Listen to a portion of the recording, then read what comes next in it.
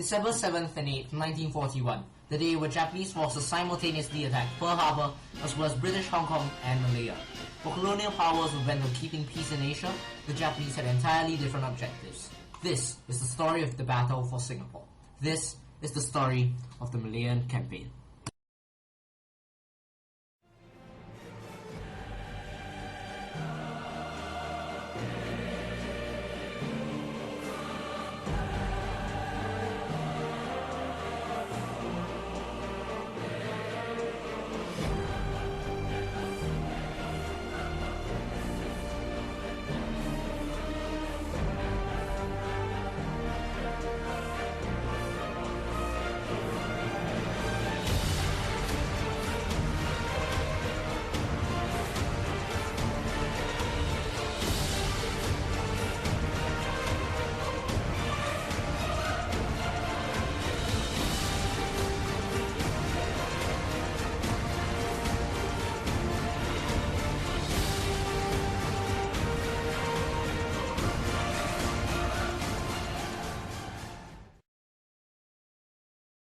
Singapore was reputed as Britain's Gilbershire of the East. It was reputed as a fortress with millions of dollars worth of defences spent in providing safety for its people.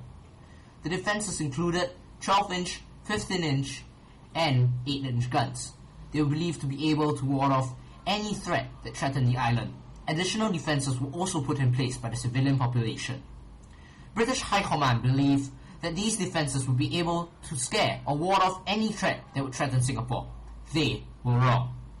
On the 8th of December, at 12:45 a.m., Japanese troops disembarked from the landing craft outside Kope. British forces at Kope tried to prevent the Japanese from landing their boats on the shores of Malaya. On the morning of the 8th of December, the British had a sizable force waiting at Kope, but the Japanese were undeterred.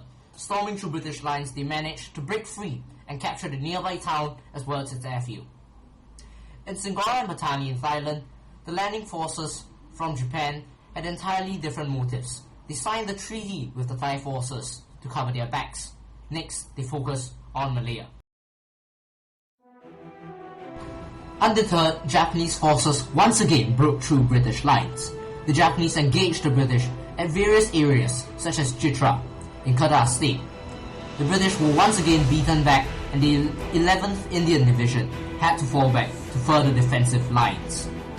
With their superior firepower, artillery, and offensive tactics, the Japanese were able to capture various British airfields within 4 days, rendering the RAF useless on the battlefield.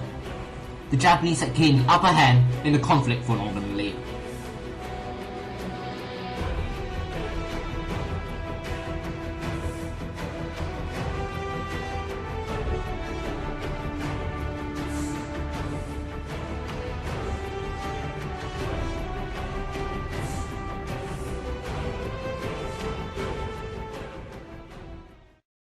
With the battle at Jeshra won, Japanese soldiers were able to advance further down the Malayan Peninsula.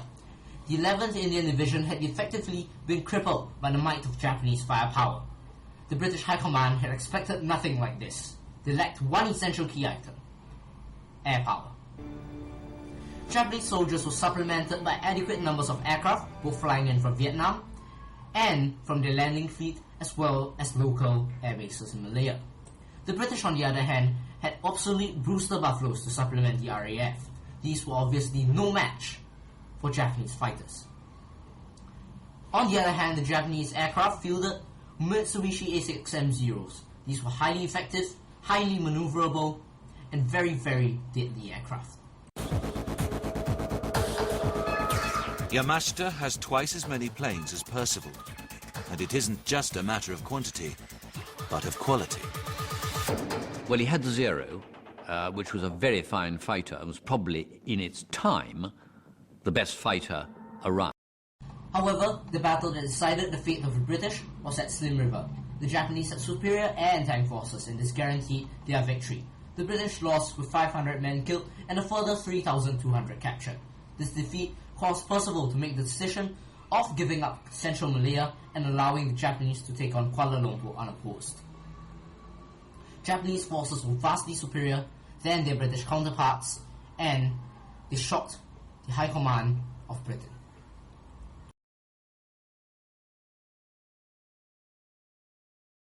With the battle at Slim River won, the Japanese were able to advance further down the Malayan Peninsula. However, the British still had one vital weapon. This was Force Z, comprised of the HMS Prince of Wales and HMS Repulse, along with 4 destroyers. Force Z was the high-caliber British naval armada that was supposed to fend the Japanese off from Malaya. Despite being the largest capital ships in the entire Southeast Asian theatre of war, the Prince of Wales and the Repulse were unable to stop Japanese forces from advancing further down into Malaya. The two ships lacked essential air cover, which was meant to be provided by an escort carrier further down. Some Japanese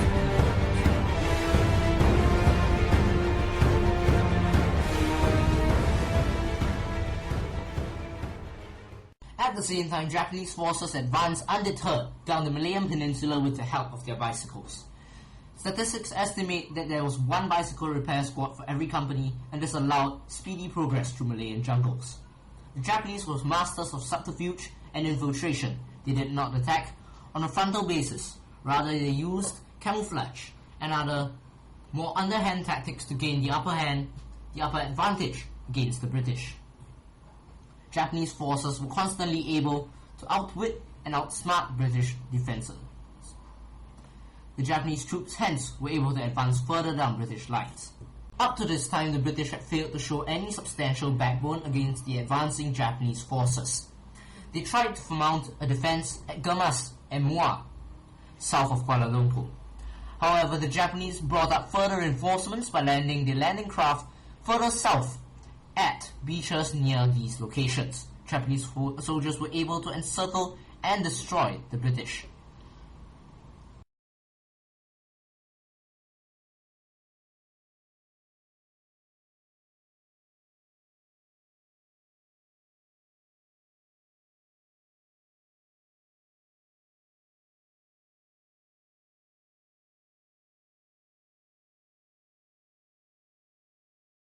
Allied propaganda often described Japanese forces as inferior to their own. However, what they saw was nothing that they ever knew.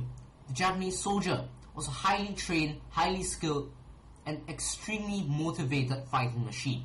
He was trained to die rather than to surrender. By the laws of the Bushido Code, the Japanese soldier was able to fight and die without any fear. This caused extreme fear in the lines of Allied forces. However, the British did try to slow the Japanese down by blowing up various choke points, such as bridges. While this proved to be an effective and useful attempt, the British were unable to do much to the Japanese forces. Eventually, they were pushed as far down as Johor in Malaysia. With battles further down, the British eventually lost their grip at Johor. They were forced to retreat south into Singapore. The battle for Malaya had ended, and the battle for Singapore had just begun. With British forces holed up in Singapore, the Japanese took a breather and then continued their attack. The Imperial Guards divisions launched a feint at Pulau Ubin, as well as further areas in the eastern side of Singapore. The main attack, however, was concentrated on the western shores in the swampy areas of Kranji. British defences, however, were prepared, were unable to match the Japanese in firepower as well as ferociousness.